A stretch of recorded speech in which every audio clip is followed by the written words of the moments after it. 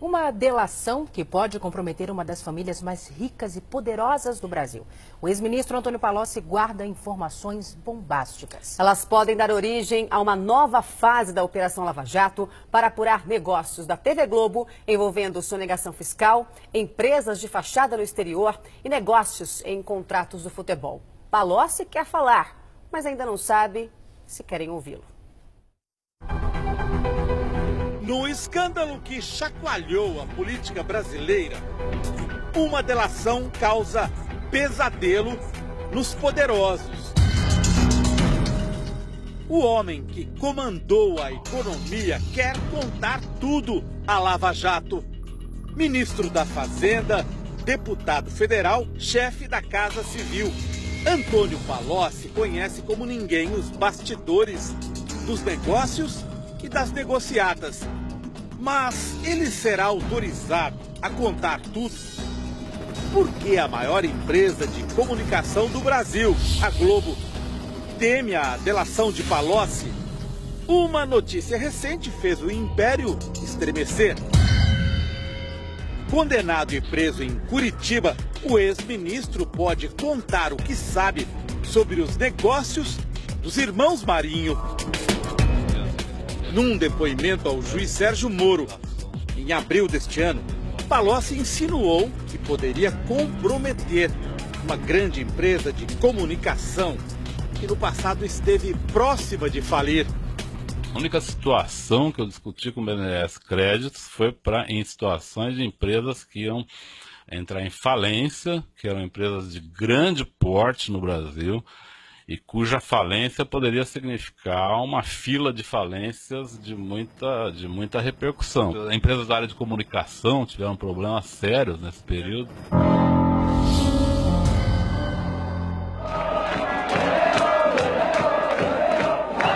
Copa do Mundo de 2002. Os brasileiros vibram com o título na Coreia e no Japão. A cada 4 anos, bilhões de reais ingressam nos cofres da Globo por causa do Mundial. São quase 50 anos de parceria da emissora com a FIFA. O torcedor desconhece os bastidores. Por causa de maus negócios, a Globo quase quebrou no início dos anos 2000 e montou um esquema para comprar as transmissões. Segundo estes documentos da Receita Federal, naquele período em que quase faliu, a Globo conseguiu comprar os direitos de transmissão da Copa do Mundo sem pagar impostos no Brasil. Uma operação fraudulenta escondida atrás de uma empresa de nome Empire, Império em inglês. A investigação da Receita Federal só começou em 2005. Foi revelada em 2013 por este jornalista. A Globo deveria ter simplesmente comprado os direitos de transmissão e pago os impostos. E ela não fez isso. Ela criou uma série de empresas para que uma dessas empresas herdasse os direitos e esses direitos passassem para a Globo como que por osmose, assim, sem que houvesse o ato de comprar os direitos diretamente pela Globo sem pagar os impostos. Vamos entender como tudo isso aconteceu. Usando empresas de papel, a Globo remeteu dinheiro para o Uruguai, dali para as Antilhas Holandesas no Caribe, em seguida para Amsterdã, na Holanda. Lá, a Globo Overseas comprou os direitos de transmissão da Copa e os transferiu para a Empire. A empresa foi montada nas Ilhas Virgens Britânicas, um esconderijo de dinheiro sujo no límpido Caribe. Segundo a Receita, a Globo simulou investimentos para criar a Empire, como se fosse uma empresa de verdade. Mas era só fachada, funcionando neste endereço em Tortola, a capital das Ilhas Virgens. Assim que a Empire ficou com os direitos da Copa, ela foi dissolvida e seus bens transferidos para a Globo. Com essa manobra, a família Marinho deixou de pagar mais de 170 milhões de reais em impostos no Brasil. Então é no mínimo infantil uma empresa achar que pelo fato dela abrir uma conta corrente no exterior ou uma filial, ela escapa do cumprimento de obrigações acessórias, do cumprimento do pagamento do imposto de renda, do PIS/COFINS, do CID. Eu faço uma coisa que é tão óbvia, que é tão ingênua, tão infantil, porque eu tenho certeza absoluta que eu não vou ser pego. A Receita Federal acusou a Globo de simulação. Multou a empresa em 150% do valor do imposto sonegado. Pretendia processar um dos donos da emissora, José Roberto Marinho, por crime contra a ordem tributária. Quando a denúncia veio à tona, o valor devido pela família Marinho aos cofres do governo brasileiro, com multa e juros, já passava dos 600 milhões de reais. Foi então que aconteceu um episódio de cinema. Uma funcionária da Receita do Rio de Janeiro, Cristina Mares Ribeiro, que estava em férias, furtou o processo. Foi na véspera dele ser remetido ao Ministério Público Federal. Um dos donos da Globo corria o risco de ser processado criminalmente por omitir informação ou prestar declaração falsa às autoridades fazendárias. Isso beneficiou muito a Globo, porque ao não chegar no Ministério Público, não se torna uma investigação de ordem criminal, o que poderia ser um constrangimento muito grande para a família Marinho. Inclusive, constrangimento de ordem política, afinal são figuras públicas que detêm uma influência política determinante no cenário brasileiro, né? Na conjuntura política brasileira. Então eles escaparam dessa. A mulher que cometeu o furto foi condenada a 4 anos e 11 meses de prisão, mas passou menos de uma semana na cadeia até receber um habeas corpus do Supremo Tribunal Federal. Hoje, ela responde ao processo em liberdade. Fomos ao luxuoso prédio em que ela mora, na Avenida Atlântica, no Rio de Janeiro, de frente para o mar. Mas ficamos sem resposta. Ela não está aqui, não. Não está? Ah, então nem adianta. Faz tempo que ela sumiu, eu não tenho mais visto. Quem teria interesse em sumir com o processo da Globo?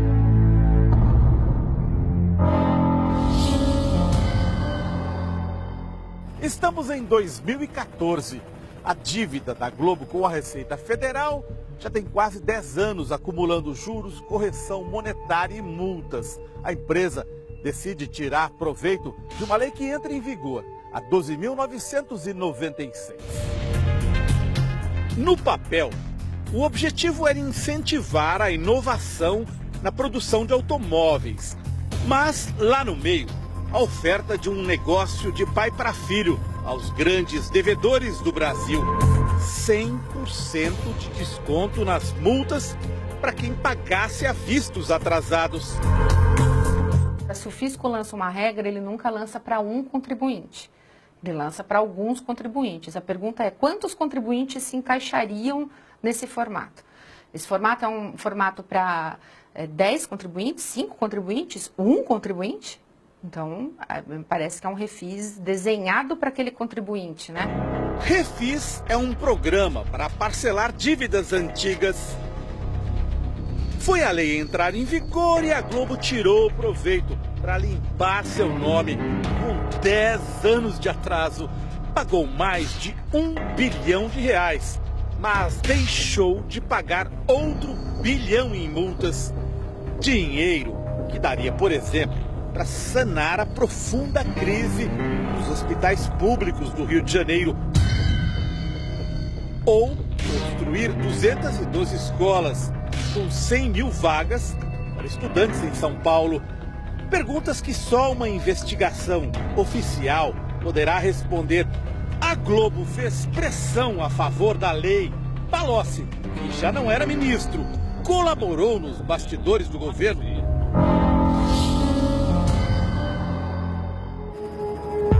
Outro episódio sobre a família Marinho envolve uma das herdeiras do Império, Paula. Janeiro de 2016. A Polícia Federal faz buscas na filial da empresa panamenha Mossack Fonseca, em São Paulo. A Mossack Fonseca oferecia a brasileiros a criação de empresas no exterior, em geral usadas para esconder patrimônio ou sonegar impostos. A Polícia Federal apreendeu milhares de páginas como estas, com informação valiosa. Uma delas chamou a atenção dos investigadores. Traz o nome de Paula Marinho, filha de um dos donos da Globo, associado a 13 empresas criadas no exterior. Antes da descoberta, o jornal O Globo, da família Marinho, havia definido a empresa Mossack a serviço de ditadores e delatores. Pelas anotações apreendidas, Paula pagava valores mensais a partir de uma conta bancária pessoal para manter 13 empresas de fachada no exterior. A Venke, em Las Vegas, Nevada, Estados Unidos. A A+ Holdings, no Panamá. E a Juste, nas Ilhas Seychelles, costa oriental da África. Eram empresas ligadas aos negócios de Paula Marinho e do então marido dela, Alexandre. Sem concorrência pública, nos anos 90, o casal conseguiu a concessão do estádio de remo da Lagoa Rodrigo de Freitas. Numa das renovações do contrato, Paula assina como fiadora do marido. Nos últimos 20 anos, o estádio recebeu grandes investimentos de dinheiro público por conta dos Jogos Pan-Americanos e das Olimpíadas. Tornou-se um lucrativo centro de lazer, com restaurantes e cinemas, num dos cartões postais do Rio de Janeiro. Os donos da Globo afirmam que Paula Marinho nada tem a ver com os negócios de Alexandre, que agora é ex-marido dela. Se é assim, por que a herdeira da Globo sustentava 13 empresas de fachada no exterior? Além disso, descobrimos que João Roberto Marinho, a filha Paula e o genro Alexandre compartilhavam um endereço no Rio de Janeiro para a correspondência de suas empresas. Empresa Vaincre LLC. Fica aqui, por favor. No sexto andar. 610, não tem? Tem, mas esse apartamento tem mais de anos de fora. Nos documentos relacionados aos negócios da herdeira da Globo, Paula Marinho, e do marido dela, um nome se destaca. Lúcia Cortes Pinto aparece como diretora de uma das empresas de fachada no exterior e também num negócio envolvendo um helicóptero. Fomos ao bairro em que Lúcia mora, no Rio de Janeiro. Queríamos perguntar se ela é usada como laranja por Alexandre, Paula ou pela Globo. Laranja, no submundo dos negócios, é quando uma pessoa empresta o nome para uma operação ilegal. Nosso produtor não conseguiu localizar Lúcia. Está na rua. Ah, ela não está. Sabe que horas que ela volta? Sei não.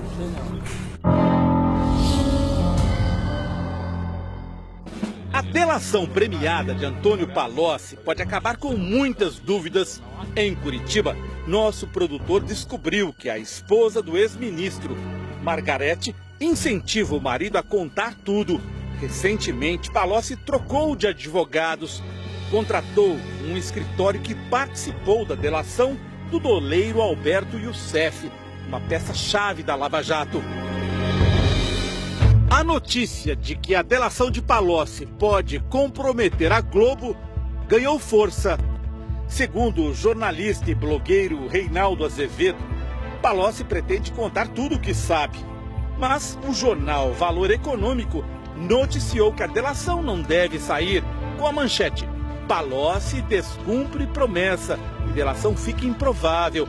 De acordo com o texto, o ex-ministro prometeu muito e entregou quase nada.